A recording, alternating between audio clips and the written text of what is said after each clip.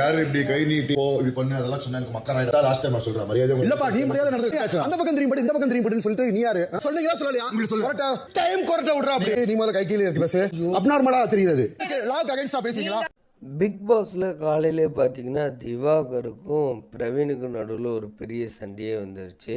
நைட்டில் நீங்கள் எதுக்கு இப்படி கொரட்டை விட்டு தூங்கிட்டு இருக்கீங்க, எல்லாருக்கும் டிஸ்டர்பன்ஸ் ஆகுது அப்படின்னு சொல்லிட்டு பிரவீன் சொல்ல, நீயும் தாயா கொரட்டை விட்ட அப்படின்னு சொல்லிட்டு திவாகர் வந்துட்டு ஒரு பக்கம் எகர ஆரம்பிச்சிட்டாரு.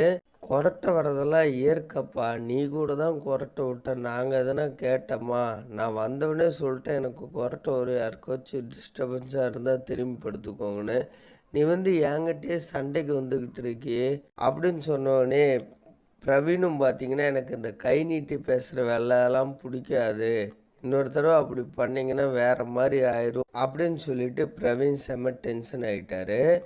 உடனே திவாகர் பார்த்தீங்கன்னா நீ பண்ணுறது எல்லாமே நேச்சுரலாகவே கிடையாது, ஏதோ பண்ணணுன்றதுக்காக பண்ணிகிட்டு இருக்க மாதிரி எனக்கு தோணுது அப்படின்னு சொல்லிட்டு திவாகர் ஒரே போட்டுடுறாரு.